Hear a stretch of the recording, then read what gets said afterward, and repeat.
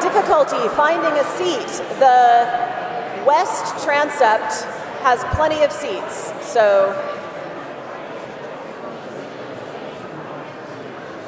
or you can sit on top of your neighbor.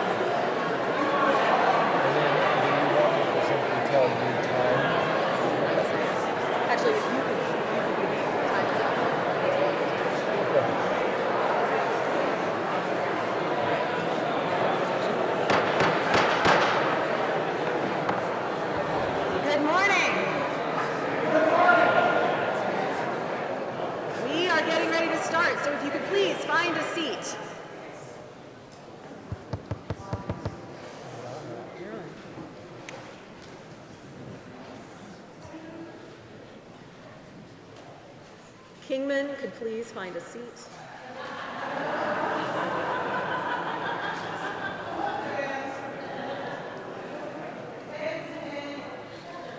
All right, I call the convention to order. We'll begin in prayer. I invite you to stand as you are able. Almighty and ever-living God, source of all wisdom and understanding, be present with those who take counsel in the Diocese of Arizona for the renewal and mission of your church. Teach us in all things to seek first your honor and glory. Guide us to perceive what is right, and grant us both the courage to pursue it and the grace to accomplish it. Through Jesus Christ our Lord. Amen.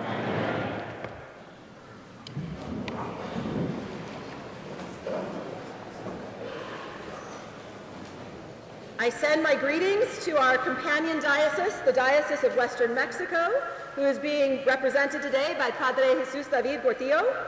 Welcome, Padre Jesus David. And I call upon the Secretary to Convention, Jan Feltz, for a quorum.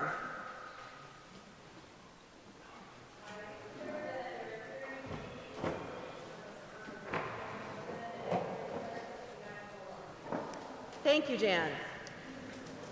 Some instructions for voting. We will be using paper ballots and red and green cards to vote during this convention.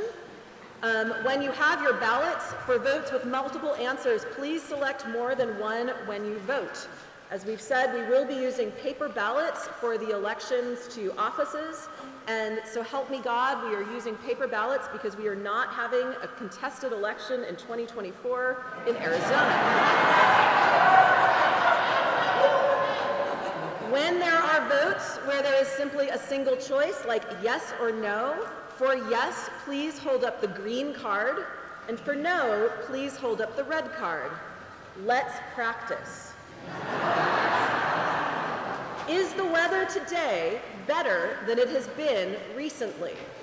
Green for yes, red for no. Well done, the ayes have it. So we will move through a series of appointments. I would like to appoint Serena Fuentes as the Registrar of Convention. That requires your approval. So all those in favor, please show your red cards. Those opposed, your green cards.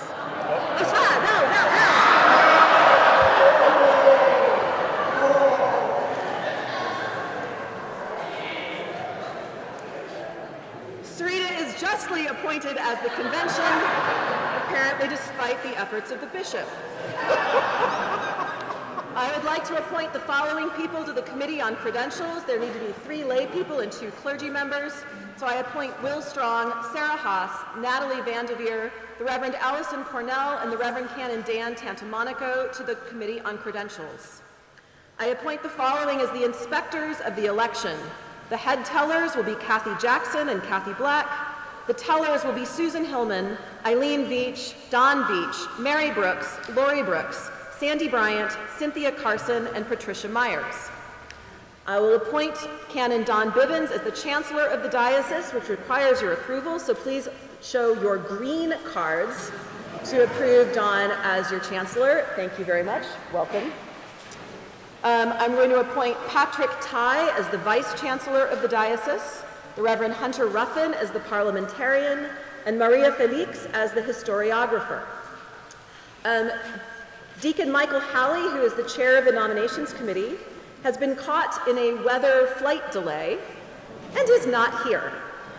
So, Sarah Haas, who blessedly was the chair of nominations last year, has graciously accepted the opportunity to stand in for Michael and be our temporary and interim chair of nominations. Sarah. Good morning. Good morning.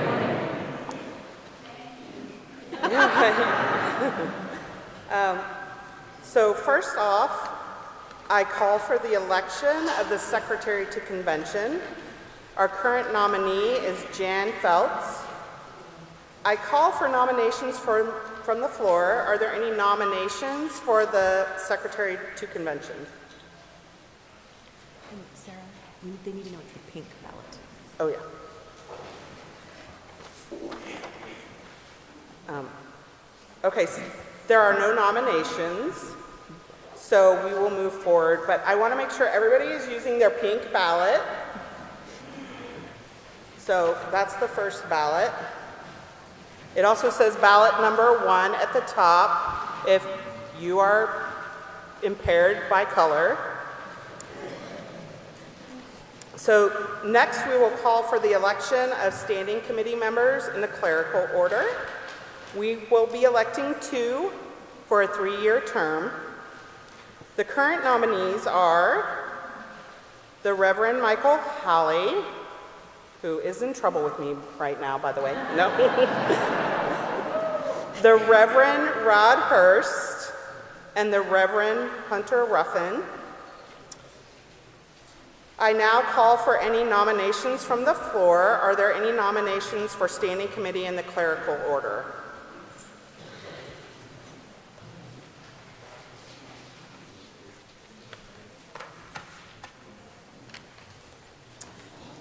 I now call upon nominations to be closed.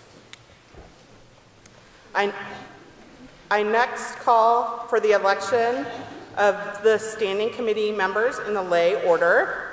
We are electing 2 for a 3-year term. The current nominees are Dr. Stanley James, Kyle Kim Hayes, and Daniel Packard. I now call for nominations from the floor. Are there any nominations for the standing committee from the lay order?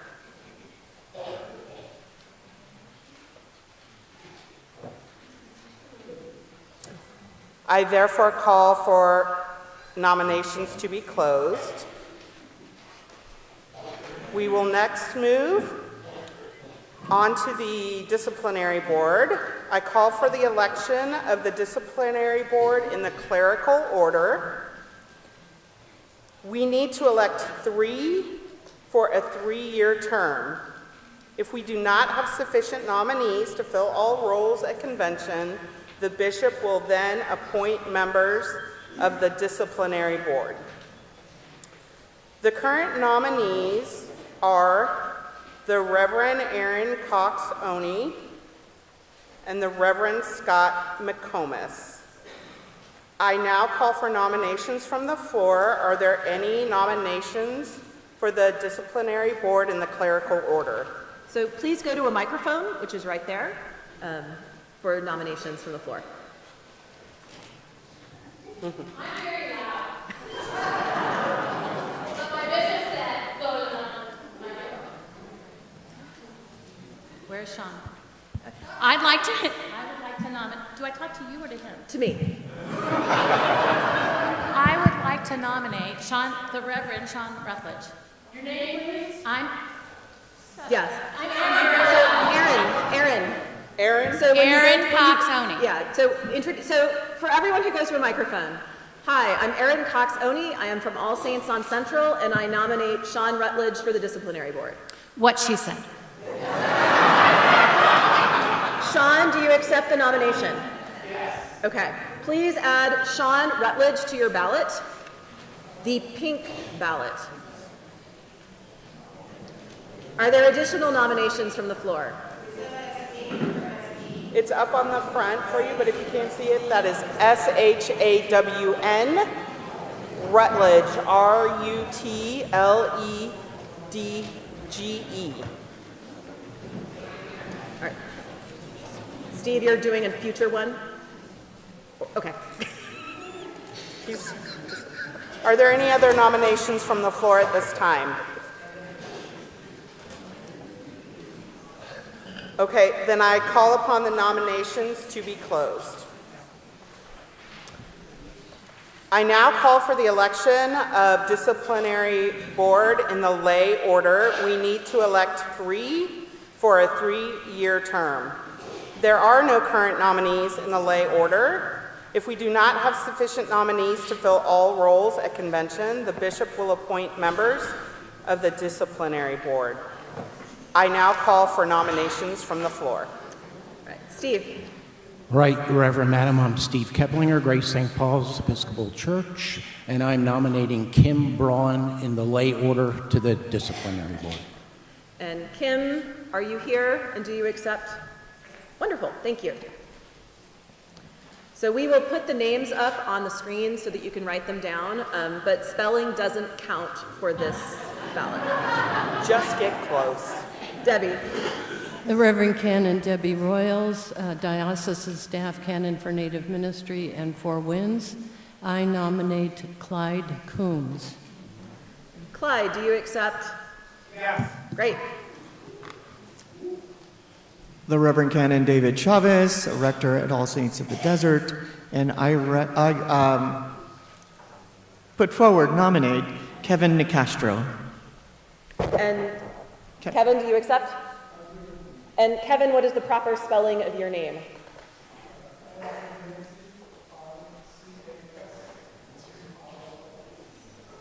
Nicastros. Kevin, can you just get with Laurel there and make that happen? Great. And Allison.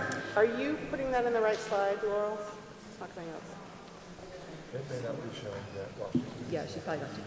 My name is Allison Moran. I attend Trinity Cathedral, and I would like to nominate Bill Brotherton of Trinity Cathedral to the disciplinary board. Bill, do you accept? Great.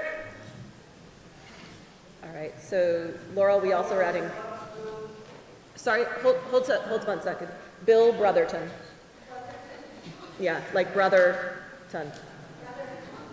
There are sufficient slots in, this is for our disciplinary board in the lay order.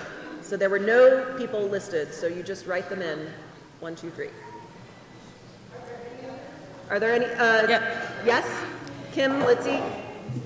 I'm Reverend Kim Litzy from Good Shepherd of the Hills in Cave Creek, and I'd like to nominate Beth Hatcher to the disciplinary board. Beth, do you accept? Great. So that's Beth Hatcher. And Tim Yanni. Father Tim Yanni, St. John the Baptist. I'd like to nominate Michelle Weaver. Michelle, do you accept? And Tim, can you go over to Laurel and make sure we get her name spelled correctly, since you're on your feet? So we will put those names up. Please write those names into your pink ballot for disciplinary board in the lay order. And we will give you a minute to do so.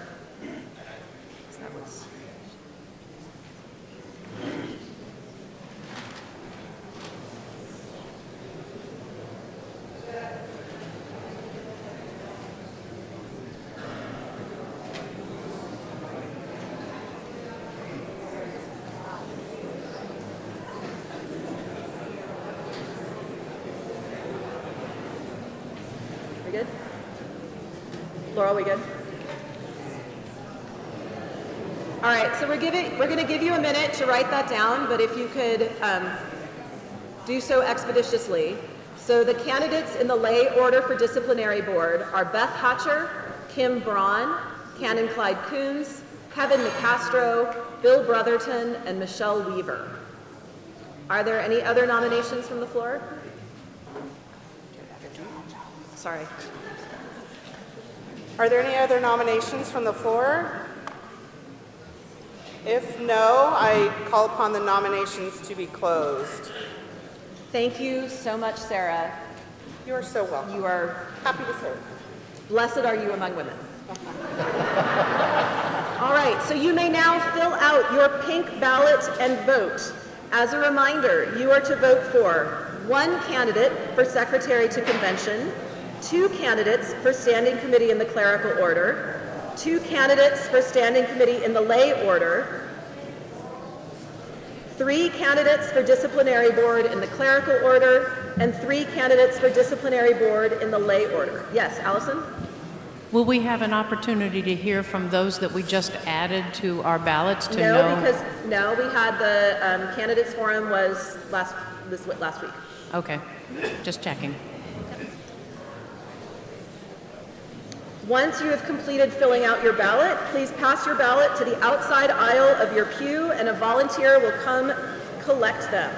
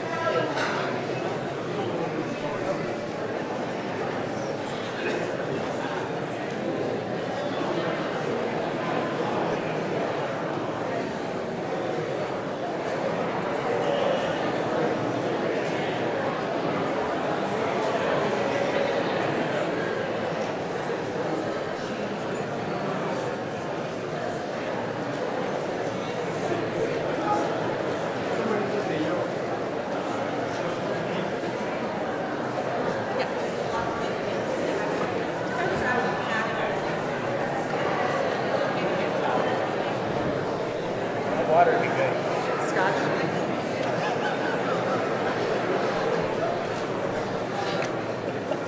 Nobody knows what's in this. I mean, Amy filled it.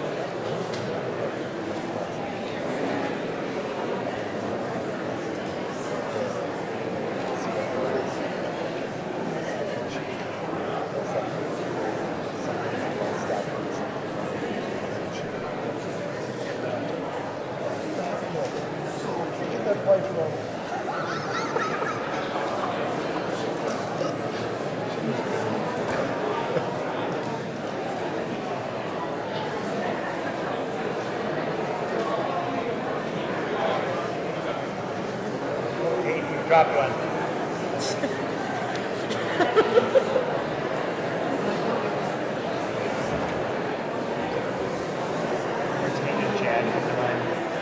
I had to explain what hanging Chad's word is. Silver. Yeah.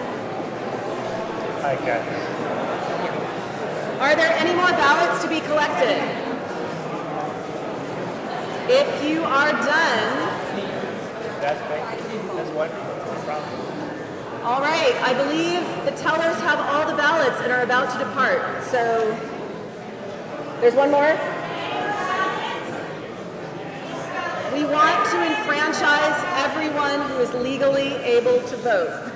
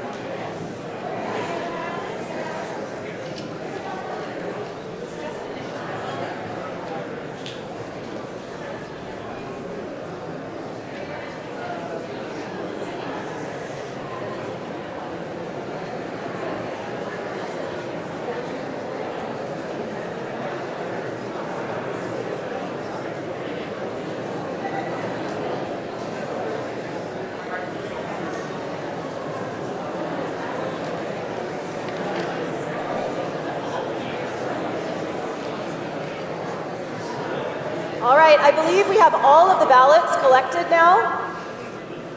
If you have a ballot and a pink ballot and you're intending to vote, speak up now or forever hold your peace. All right, there's one back there.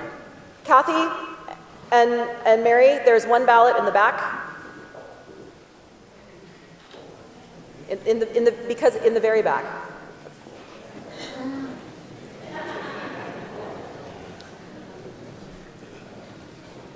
All right. Thank you all for doing this. I thought we would be 10 minutes later doing this than what we did. So good job, Diocese of Arizona. Don't waste time clapping or laughing. We will move on now to as many new business items as can be accomplished before our break at 10 a.m. in the Holy Eucharist. I am going to begin by introducing the diocesan staff. Diocesan staff, stand up when I call your name and remain standing. There are many diocesan staff who are working deployed around the campus who are not here. But our diocesan staff who are here today and are incredible servants of this diocese are the Reverend Canon Anita Braden, the Canon to the Ordinary and Chief of Staff, the Venerable Amy Bryan, our Archdeacon, the Reverend J.J. Bernal, Missioner for Border Ministry, Deanna Fair, our Summer Camp Manager, Maria Felix, our Administrative Assistant and Safe Church Coordinator and Archivist, Serena Fuentes, my Executive Assistant, Patty Henderson, our Diocesan Internal Auditor, Kevin Lentz, our Director of Finance and Operations, Canon Alex Leonard, our Canon for Black Ministries, Tony Murdoch, our Revenue and Payables Assistant, Clarissa Ortiz, our Payroll and Benefits Coordinator, the Reverend Canon Debbie Royals, the Canon for Native American Ministries, the Reverend Canon Susana Santabanez, our Canon for Hispanic and Latino Ministries, the Reverend Canon Janice Sundin, Canon for Children and Youth, and Laurel Way, our Director of Communications and Information Technology. Now you can clap.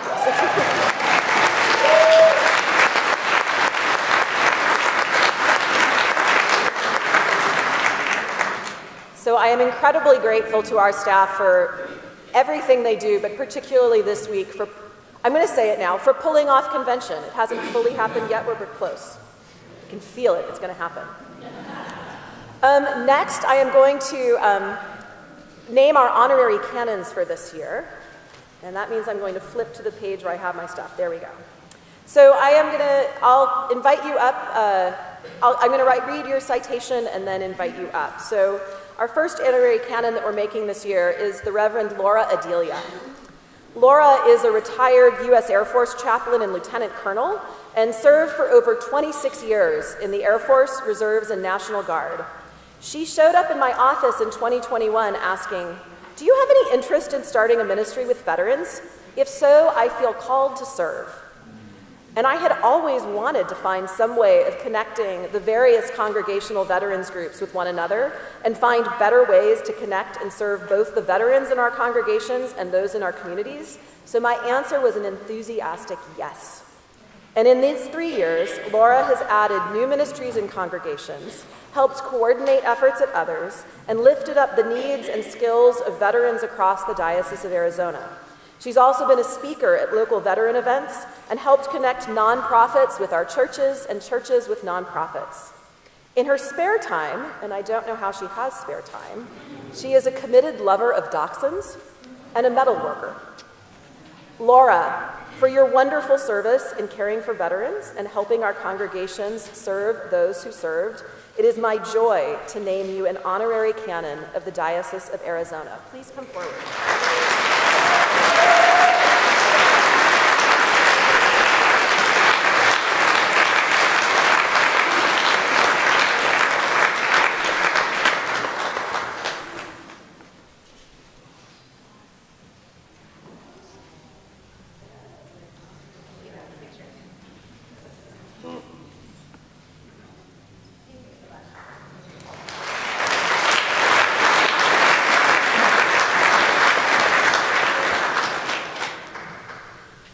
Deacon Kim Krucka was ordained in 2016 in Arizona, and prior to ordination was part of the team that started leading worship services at Perryville Women's Prison in Goodyear, a ministry that continues with the help of many people, including her fellow deacon, Gay Romack. Kim was the convener of the Diocesan Prison Ministry program from 2014 to the present, when she has graciously and beautifully handed off the reins to a next generation of leaders. But she's not being idle. She's still directing our annual Camp Genesis program, serving as a deacon at St. Matthew's Tucson, and if I know anything about Kim, it is that anytime she gets a chance to advocate for those who are incarcerated or formerly incarcerated, she will speak up powerfully and prophetically. It was my honor back in 2020 and 2021 to be on some Zoom calls with her and leaders from Valley Interfaith Project as we met with the then director of the Arizona Department of Corrections, Rehabilitation, and Reentry to try to make it safer for those who were incarcerated in the midst of the COVID pandemic. Let me tell you, the woman does not pull her punches, and I believe that now former director of ADCRR still has a few scars, which is a particular charism of the diaconate. For all of this, Kim, it is my joy to name you an honorary canon of the Diocese of Arizona.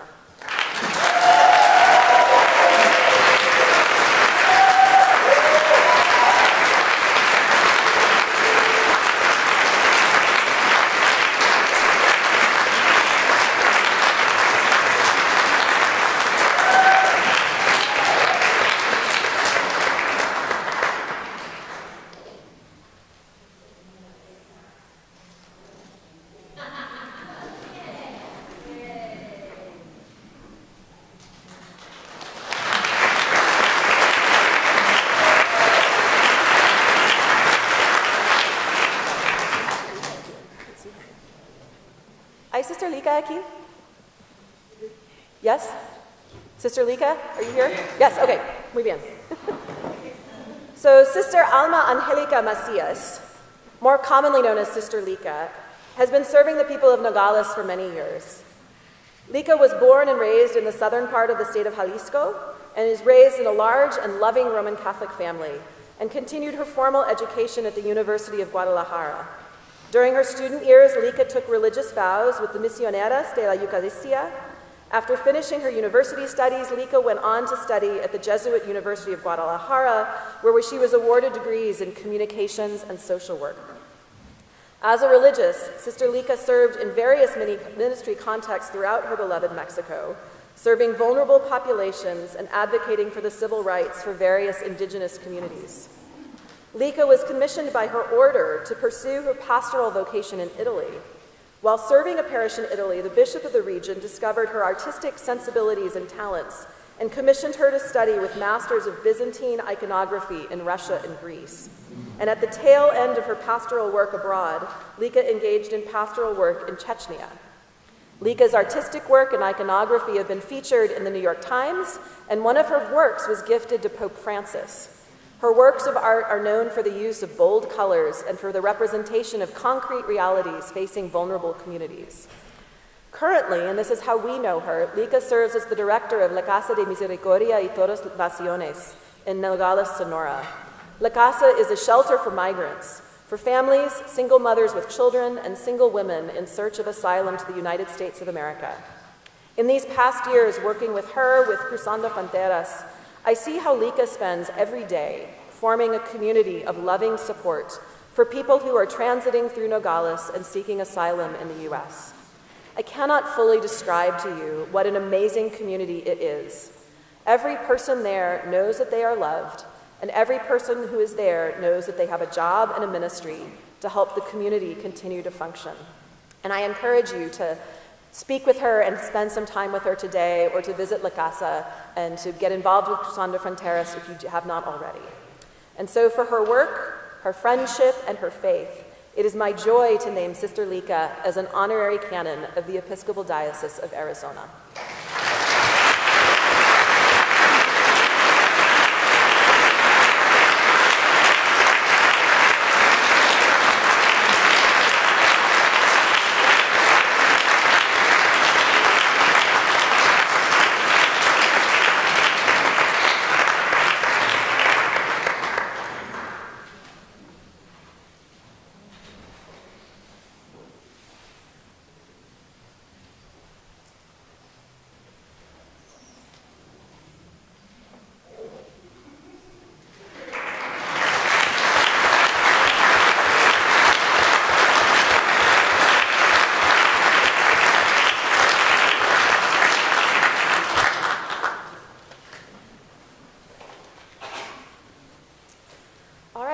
now call upon Kelly Wood and Deanna Fair to come up and give the camp reports.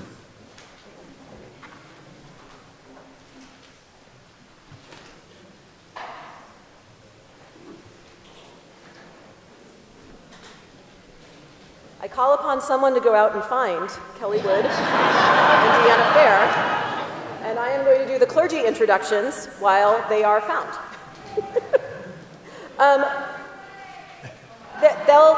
There will still be time. So the newly received, and I would invite clergy and postulants and candidates, if I say your name, please stand and remain standing. So newly received clergy who are now canonically resident in the Diocese of Arizona in the past year: the Reverend Dr. David Carlisle, the Reverend Mary Chotard Dahl, the Reverend Lisa Groumlich, the Reverend Keith Sari, and the Reverend Canon Patero Sabuni. Welcome.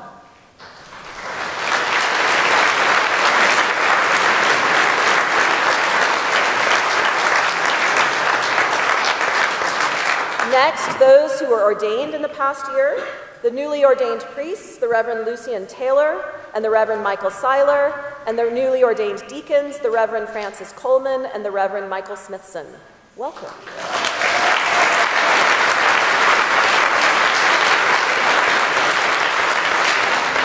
I think the newly retired are exercising their retirement by not being here, but if they are, they can stand up. Who are the Reverend Jim Clark and the Reverend Canon Timothy Dombeck.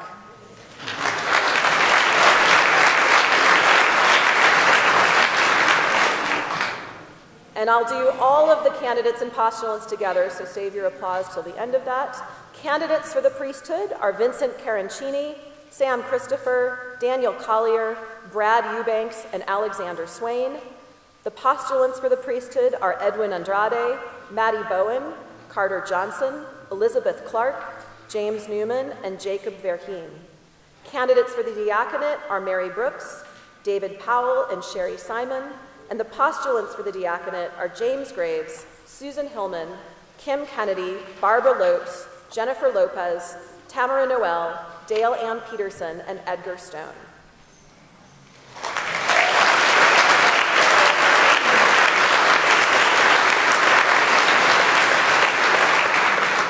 Have I forgotten anyone who was received, or did I have forgotten anyone that are ordained? That would be bad. But. All right. Now I call upon Canon Kelly Wood and Deanna Fair to come forward and give the report on Chapel Rock.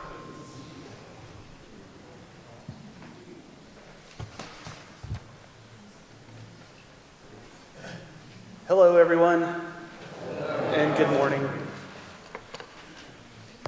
There's the old friend anxiety, sweaty palms, racing heartbeat.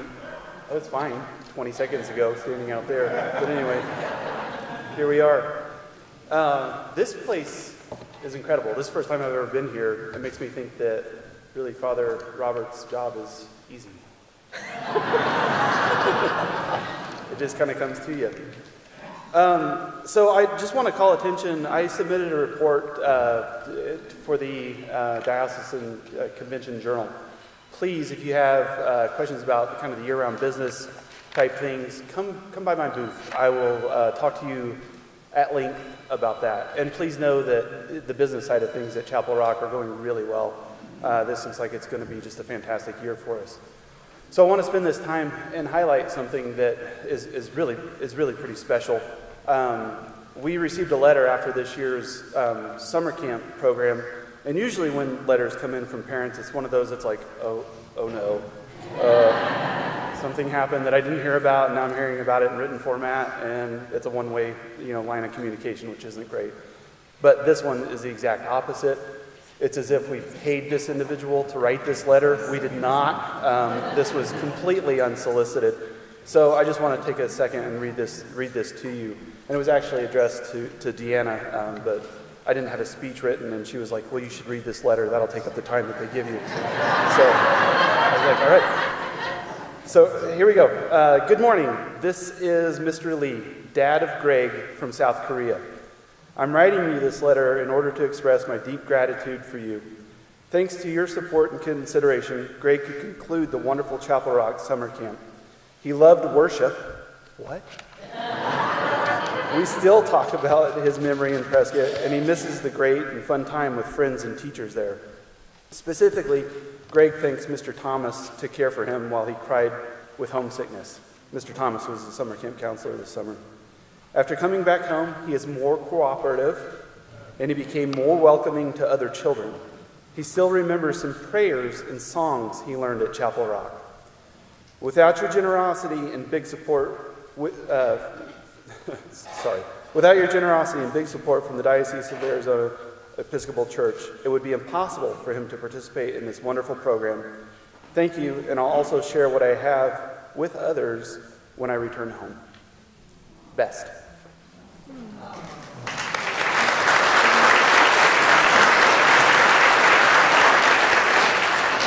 So thank you for that. I'm going to pass it off to Deanna Fair. She's our summer camp manager, and she is fabulous. You actually said that in public, so I'm going to take that one. That was good. I get a little nervous too. I can stand in front of kids and strangers and everything, but when you're with your peers and your colleagues and your friends, it's terrifying. Should be the opposite, but it's not. Sorry. Hi. Following up with that letter, I do want to say that I met that father at a camp fair at ASU, I think it was, and talked with him for quite a while and did not expect to see the registration come through. And his son was well-loved. Greg was awesome. He was homesick. This was a big experience, and how special it was for him to have that time, that first time away from his family, and to have fun, and to also be able to feel safe, to cry and be scared and talk about his feelings, and then to have Mr. Thomas, we called him Thomas, but Mr. Thomas is nice. He was first-time counselor, and he walked around like this. This kid, find Kathleen O'Leary, find Kathleen, and ask her about Thomas, because that was interesting. But he was wonderful. He understood the mission. He got it. He knew what to do, and he used his whole heart. And then this letter came. So it was just a special thing, and it tells you who's in control. Speaking of special things, that cute kid right there, he's adorable. You can all go, aw. That's my grandson. He's really cute. His name is Oliver, and he is living proof that the community grows at Chapel Rock. It grows at camp. He is going to be now a second generation from my family. My daughter was a camper for years, and now her son is going to be at our ABC mini program this summer, and I'm actually getting a little choked up thinking about it.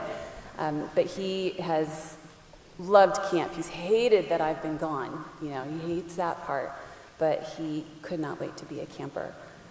It's a testament to the generational connection that summer camp has. It's ours. And it's ours in the past, and it's ours now, and it's ours in the future.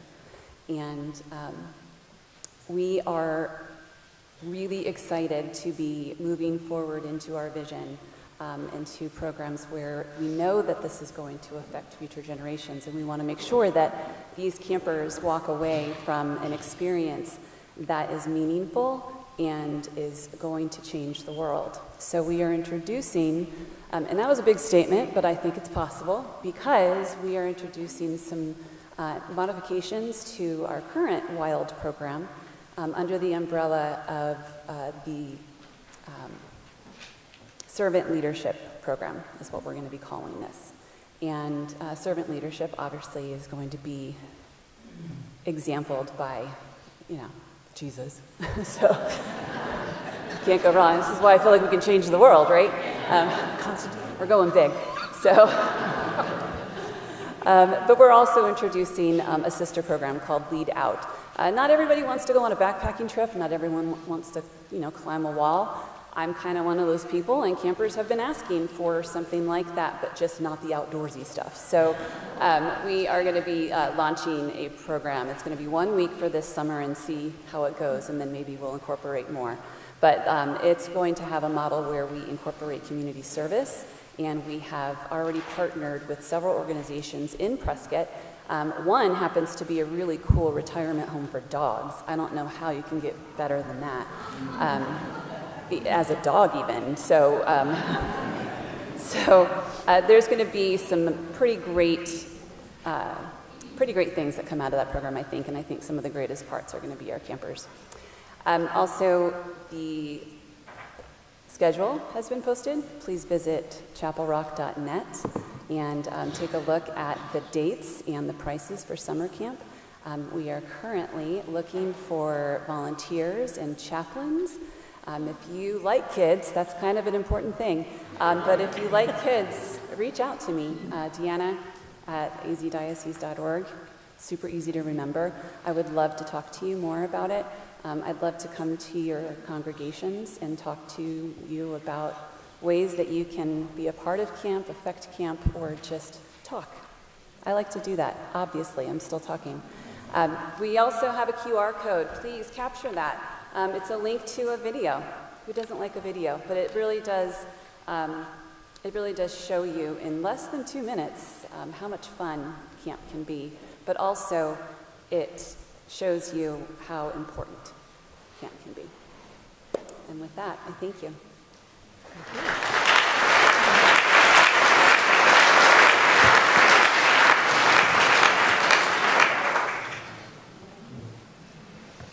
We are doing so well on time that we're going to call an audible, and I'm going to do my convention address now so that we can be more efficient after lunch. You will thank me then. So, at the consecration of the new Bishop of Olympia, the Diocese of Western Washington State, it was in September, someone asked the bishops to share what wisdom we would offer to the about to be a consecrated bishop, Phil LaBelle. And when it came to be my turn, I told him that one of the gifts of the episcopate that I have found is that we are the person who hears and knows the stories of the people and congregations of the diocese. Now, I obviously don't know all the stories, and there are times when I don't want to know all the stories. But I do hear and listen to stories of incredible beauty and holiness, and I hear stories of devastating sin and brokenness. And as I said to Bishop LaBelle, I understand the role of bishop to be the person who weaves together the stories by sharing some of them, holding some of them in sacred confidence, but integrating them together into a single fabric of faith. And in sharing that with the new bishop, it refreshed me again how much I love being your bishop. I love your stories and how they are all part of the one story of following the good news of Jesus Christ and his followers, yesterday, today, and forever, full of suffering and redemption, death and rebirth, sorrow and joy. Our standing committee has been meeting and coalescing over the last 2 years with a new mission and values and vision and goals. Definitely more than, you'll hear the video after lunch, and we talk about doing the one thing that you can do. We do a lot more than one thing in the Diocese of Arizona, but it's all in service of the one thing, which is to follow the one Lord, one gospel, one body of Christ.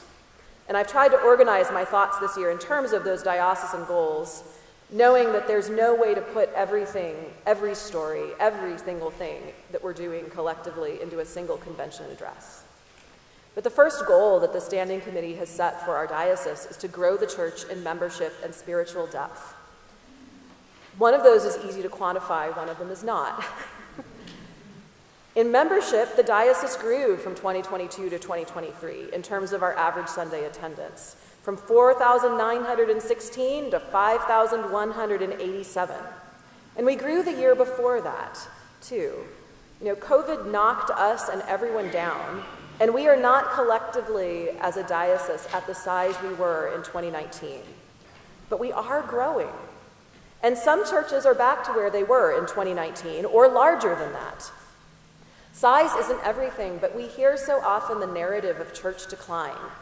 And I want to be clear, church decline is not inevitable. Growth is uneven around our diocese. Some congregations are growing and others are shrinking.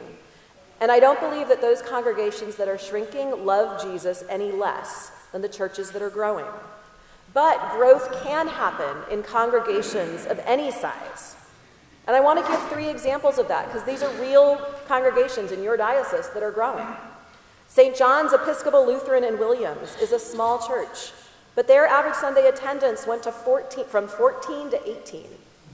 Now, 4 people isn't a lot unless your church only has 18 people on Sunday morning. Proportionally, that's really big. And the Church of the Apostles in Oro Valley is a medium-sized church. Their ASA went from 51 to 67. St. Matthew's Chandler is one of our bigger churches. Their average Sunday attendance went from 247 to 304. Growth is possible. Do not lose heart. And if you are at a congregation that is struggling to figure out what are churches doing that are growing, go talk to one of those churches. Go ask them. They are the best people to tell you what are they doing that is engaging their community, their evangelism, and helping the gospel of Jesus grow. What are their spiritual practices? How do they form disciples? Spiritual depth is harder to measure. I will say that plate and pledge in our congregations increased by a total of $400,000 across the diocese. And while money is not a definition of spiritual depth, in my experience, people with active spiritual lives do give more generously. So that's good. But I do think we're growing because I hear the conversations around our diocese changing. I hear people asking questions now that I didn't hear people asking questions about 5 years ago. Questions about racial justice, questions about what it means to follow Jesus, questions about what it means to be a disciple of Jesus in the world in 2024, questions about how is it that we as people are called to live in a world that is so in pain and in such agony that we are so often called to harm one another rather than to love one another. So I think we are growing spiritually. The second goal that the Standing Committee set was to be a public voice and witness for justice. And we do that all over the diocese, both as a whole organization and within our local congregations. Diocesan-wide, our prison ministry and creation care ministry and veterans ministry and Cruzando de Fronteras and so many different ways that we continue to serve. I want to highlight a couple ministries that took on big things this year. Our Native American Ministry Council had an ambitious goal for the year, which they have accomplished. They hosted 4 Indian boarding school listening and healing pilgrimages around the diocese, and we will conclude that portion of the process next month at Trinity Cathedral with prayer and ceremony. That witnessed not just to people in our churches, but outside our churches. But I will say that one of the greatest joys I had as your bishop was at the first Listening and Healing pilgrimage at St. George's in Holbrook, and I knew that there had been like 45 people who signed up to come, and I was not convinced that 45 people would actually drive all the way to Holbrook, but there were way more than that there. Because people hear these stories and know that they want to be part of it, which again is that growth in spiritual depth and curiosity. Our LGBTQ plus ministry is busy this weekend because it's Phoenix Pride, so many of those leaders are not here. But yesterday, a bunch of us gathered with One Community, which is a nonprofit dedicated to supporting non-discrimination ordinances that will make it safe for everyone, regardless of their sexual or gender identity, or their race or religion, so that they can live and work safely in Arizona. And yesterday, One Community gave me one of their Local Hero Awards, substantially for the work that we and the wider Episcopal Church do to ensure that every person can be treated with dignity. And a bunch of us, we were lousy with Episcopalians in this ballroom at the Sheraton downtown Phoenix, but so many people who were not Episcopalians came up to me afterwards, because they do these little profile videos, and said, "Your video made me cry. I didn't know that I could have a place in the church." And that is a message we have to carry out again and again.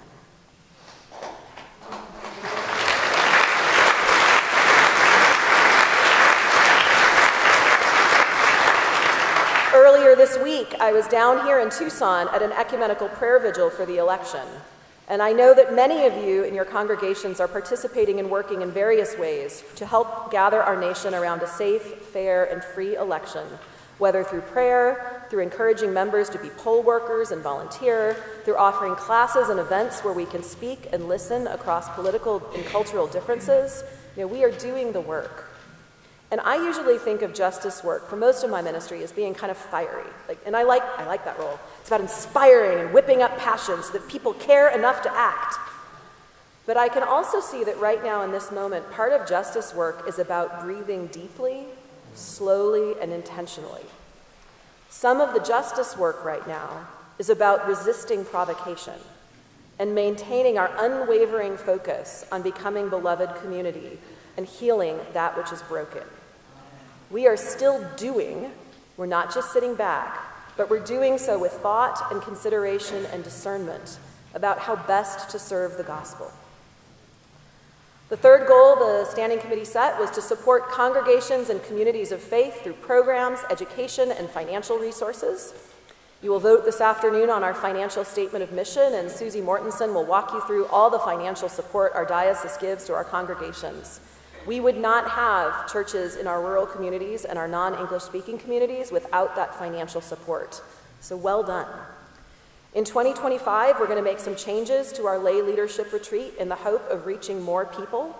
Rather than doing a single weekend up at Chapel Rock, we're going to host 3 one-day events in the north, the central, and the south, with workshops on serving and growing as disciples and ministers of the gospel in the hope of reaching more leaders in all of our congregation. And I realized when we set these goals and I was reflecting on them for today, that we talk about supporting congregations through programs and education and financial resources, and there's nothing about anything pastoral in there. But it occurs to me that in this last year, the pastoral work has been intense. And I've been bishop long enough now where in some cases there has been substantial conflict between me or the diocese and a congregation or a clergy person or a lay leader. And in some of those cases, we have had time to find healing and renewal. It is possible. And part of supporting congregations, communities of faith, and their leaders is to know that as your bishop, I am your pastor.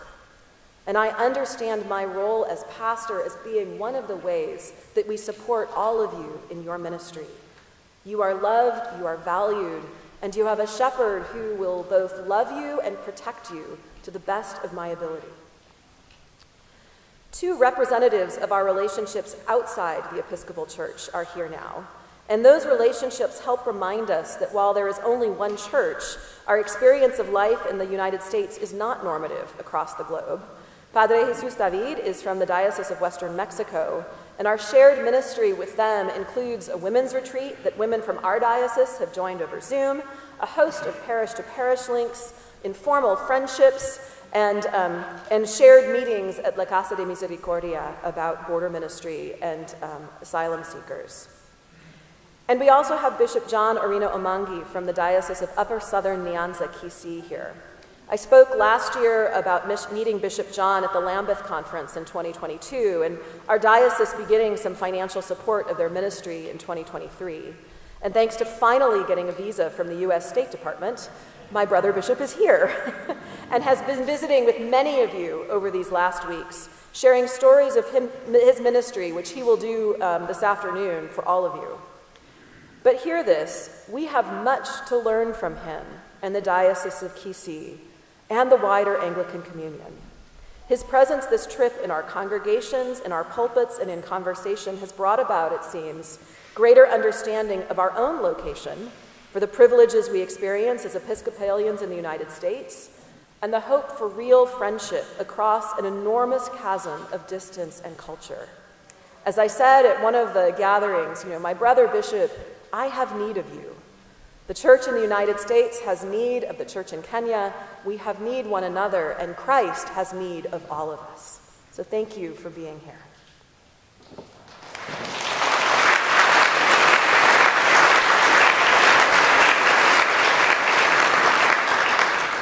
The fourth goal was to provide lifelong spiritual formation.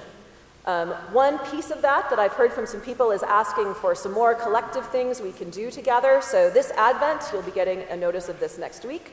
I am going to encourage us all to read the book, Show Me Your Ways, O Lord, Devotions on the Psalms of Advent. It's just come out. It's published by Forward Movement, and it is reflections on Advent Psalms by 4 Episcopalian women, Catherine Nishibayashi, Beth Sarah Wright, Nancy Frausto, and Kim Fox. So I invite you to join me in gathering during this Advent and reflecting on the Psalms. It's a short little meditation every day. In 2023, I convened a small task force on mental health and suicide prevention. They gathered, and as a result of that group's work and some grant funding, we have hosted 2 mental health first aid trainings so far this year, and next year I am pleased to announce that we'll be hosting a Train the Trainers event for Soul Shot, which is a faith-based suicide prevention training to equip faith communities and leaders to minister to those impacted by suicide. Our goal is to train at least 10 leaders in our diocese who can take this important message out to every single one of our congregations later in 2025 and in 2026. Arizona is 48th in the nation, or is the 48th highest rates of suicide in the United States. So this is part of our formation as disciples and part of our justice work. It is part of being the compassionate heart of Christ.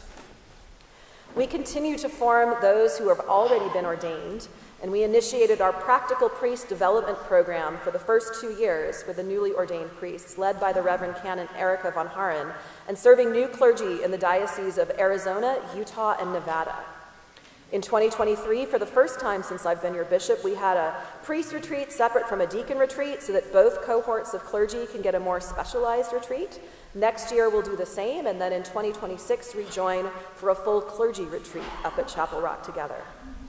As you heard from Kelly and Deanna, Chapel Rock continues to be a place for formation for people of all ages, but it's not just for kids and youth.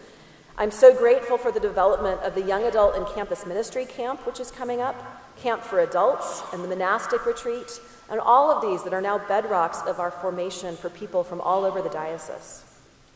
It's been announced that the Reverend Canon Janice Sundin is leaving my staff at the end of 2024, and we're in the process of designing a survey for people all over the diocese about what they would like to see and what their priorities are in a canon for youth and children's position. And I anticipate having more conversations with local clergy, children's ministers, youth ministers, and leaders to help me design the position and find the best candidate to continue forming children and youth in the way of Jesus. The last goal that the Standing Committee set was to create competent, transparent, and effective administrative practices. Our presiding bishop-elect, Sean Rowe, was elected our presiding bishop, I believe, because of his vision and capacity for systemic change. He says openly that while the gospel of Jesus Christ has not changed, the way we are church needs to reflect who we are now and who Christ is calling us to become. Governance and administrative systems designed for a church of the 1950s do not necessarily translate into government and administration for the middle of the 21st century. We feel that in our diocese as well. And one sign of that is the new audit policy for congregations and the position of diocesan auditor that we've created for 2025. Our canons expect an audit every year, but as most of you have learned, CPA audits have grown so complicated and expensive that they're not feasible for all but the very largest congregations. So the new audit policy allows for all congregations with an income of less than $750,000 per year, which is almost all of you, to have an external review by the diocesan auditor, Patty Henderson, for a fee, but a fee that's well below the cost of an external audit. We will want and need the security that external review provides, that money is being handled correctly, has not gone missing, and that there's policies and procedures in place to ensure proper handling of finances. But we want to do it in a way that we are able to serve the gospel with the money we've been given, rather than just paying audit firms. Another sign of that is the recommended constitutional and canonical changes by the Committee on Canon Revision that I called for later this year, which includes a new means of allocating lay delegates to convention. We need to be able to have our conventions in congregations because it's become prohibitively expensive to do them in hotels and other sites. And I have heard from many congregations that our comparatively large lay delegations from our congregations were hard to fill and expensive for congregations to send. For comparison, in the Diocese of New York, where I served as a rector, my church, which was larger than most churches in Arizona, had at most 2 delegates to our convention. If my church, Epiphany, was here, we would have had 5. And if passed, the new allocation would be based on average Sunday attendance rather than membership, which the committee believes provides a more realistic assessment of the size of congregations. The new allocation would have given my congregation in New York 4 delegates, so still twice as many as we would have had under the canons of the Diocese of New York. Last year, and this is in closing, this is not about administration. I'm not going to talk about baseball as part of good administration. Last year, you all got to see my fidelity as an Arizona Diamondbacks fan. You may not know that I am a much longer-term fan of the New York Mets. And last summer at General Convention, the Bishop of Long Island, who is a lifelong Yankees fan, and I got into a debate about his inability to properly care for the fans of the team that resides within his diocese. And he was willing to give me delegated Episcopal pastoral oversight over Citi Field in Queens. So in addition to being the Bishop of the Diamondbacks, I'm also the Bishop of the Mets.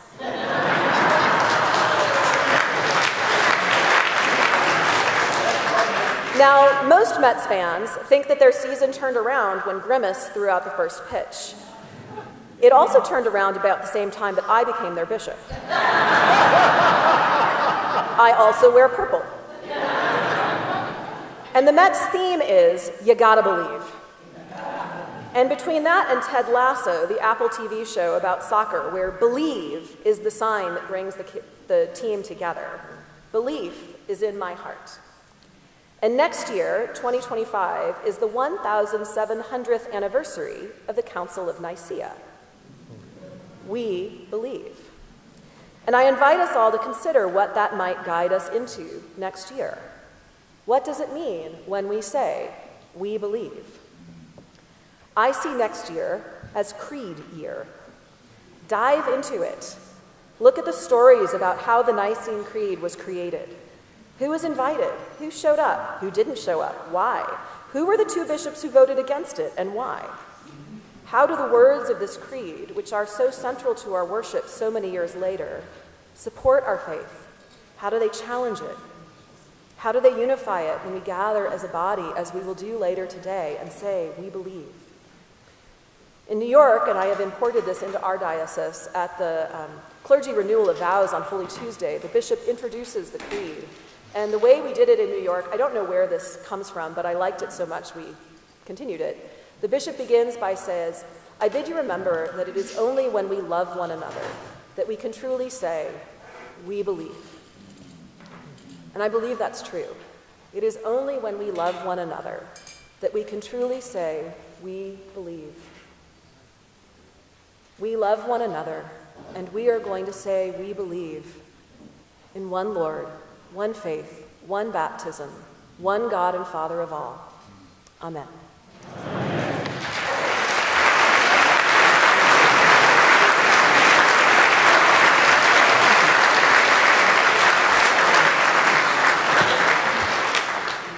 So I am going to declare the convention in recess until 1 p.m. firm start time, when we will reconvene after the Holy Eucharist. The Holy Eucharist will begin at 10:30. Right now, only convention delegates are allowed to be in the church because there's not that much room, as you may have noticed. Well, there's a lot of room in the church, but there's a lot of you. For Eucharist, anyone is welcome. So if you are a visitor and you are in the Court of the Gentiles / Parish Hall, come in here.